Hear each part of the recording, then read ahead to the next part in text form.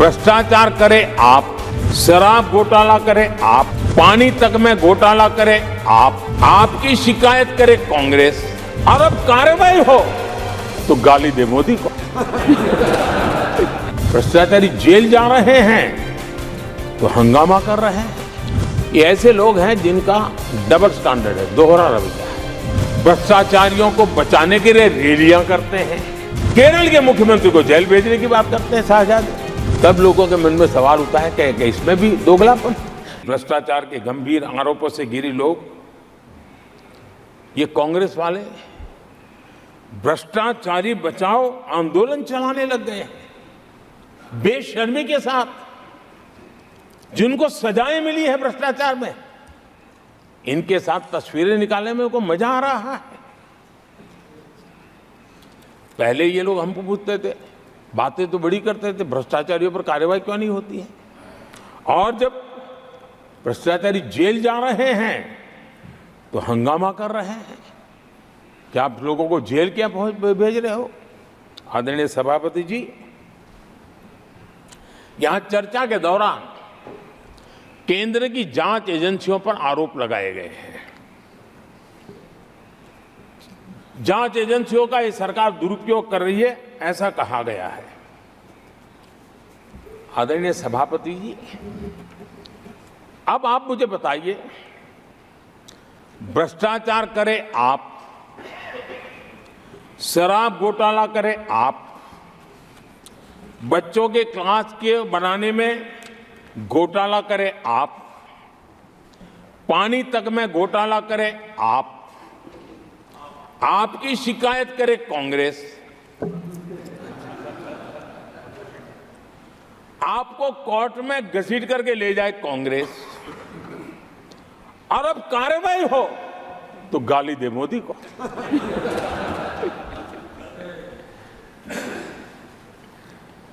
और अब आपस में जरा साथी बन गए हैं लोग। और हिम्मत है तो सदन में खड़े होकर के जवाब मांगो। कांग्रेस पार्टी से मैं आप वालों से कहता हूं, कांग्रेस भी बताएं कि आपने प्रेस कॉन्फ्रेंस करके आपके घोटालों के इतने सारे सबूत देश के सामने रखे थे। कांग्रेस ने प्रेस कॉन्फ्रेंस की थी, इन्हीं लोगों के खिलाफ की थी। अब ये बताएं कि ये जो उन्होंने सबूत प्रेस कॉन्फ्रेंस करके सारी फाइलें बताई थी, क्या वो सबूत सच्चे थे या झूठे थे? दोनों एक दूसरे को खोल करके रख देंगे।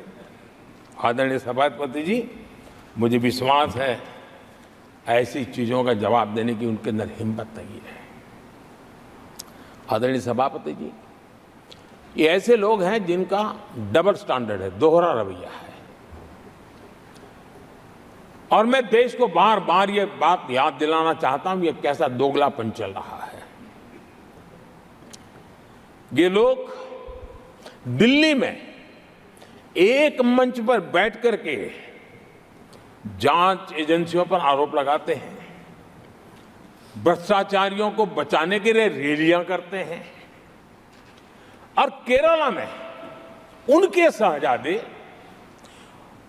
उन्हीं के केरल के एक मुख्यमंत्री जो उनके गठबंधन के साथी हैं, उनको जेल भेजने की अपील करते हैं और भारत सरकार को कहते हैं कि इस मुख्यमंत्री को जेल भेज दो। दिल्ली में ईडी सीबीआई की कार्रवाई उस पर हाय तौबा करते हैं और वही लोग उसी एजेंसी से केरल के मुख्यमंत्री को जेल भेजने की बात करते हैं शाहजादे। तब लोगों के मन में सवाल उठता है कि इसमें भी दोगलापन। आदरणीय सभापति जी, छत्तीसगढ़ में कांग्रेस सरकार के मुख्यमंत्री के साथ शराब घोटाला जुड़ा। यही आप पार्टी वाले चीख चीख करके कहते थे कि ईडी सीबीआई को लगा दो और इस मुख्यमंत्री को जेल में डाल दो, खुलेआम कहते थे। और ईडी ये काम करे इसके लिए गुजारिश करते थे। उनको तब ईडी बहुत प्यारा लगता है। आदरणीय सभापति जी, ये आज जो लोग जांच एजेंसियों को बदनाम कर रहे हैं, हल्ला मचा रहे हैं, मैं जरा उनकी याददाश्त पर जोर डालना चाहिए, मैं ऐसा उनका आग्रह करता हूं। जांच एजेंसियों का पहले दुरुपयोग कैसे होता था, कौन करता था, मैं जरा बताना चाहता हूं।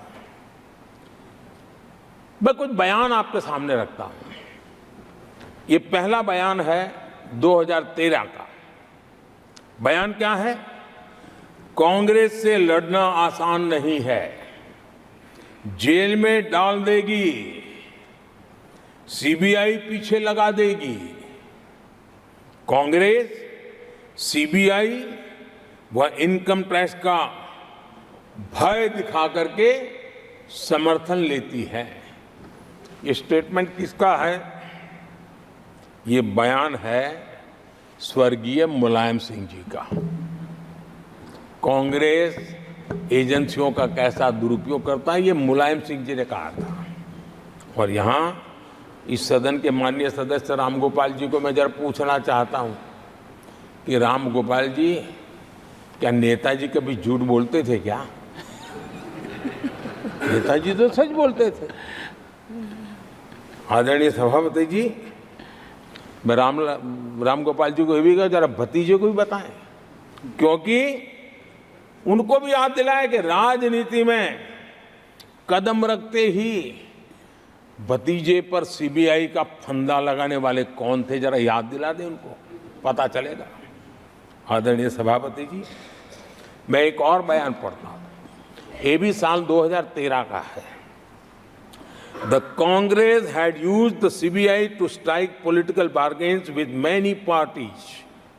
और कौन कहते हैं?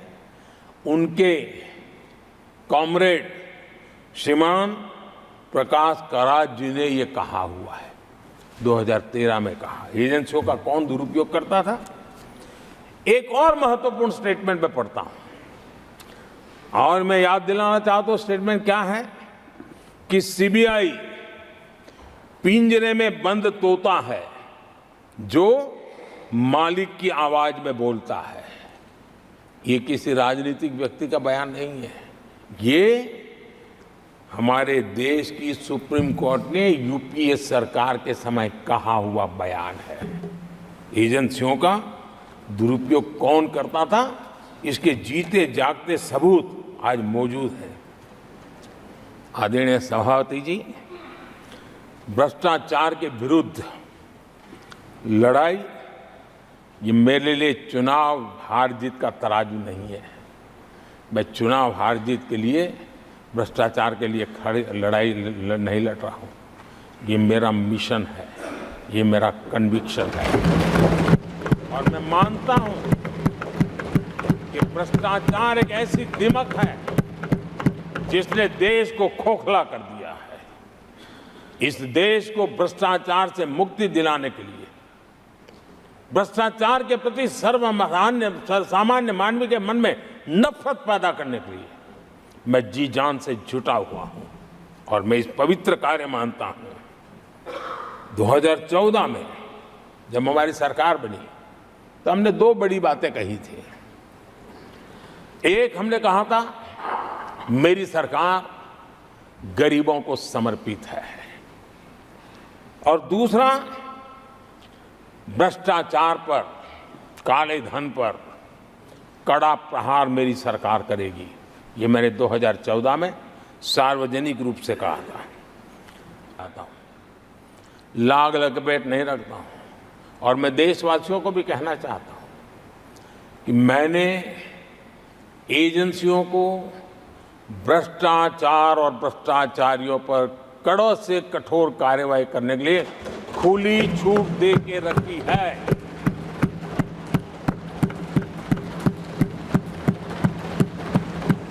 सरकार कहीं पर भी टांग नहीं अड़ाएगी।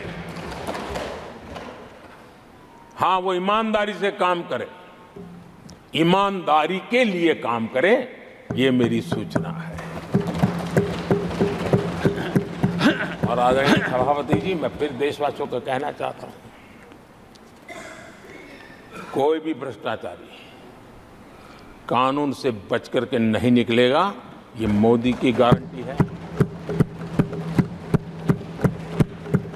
आदरणीय सभापति जी,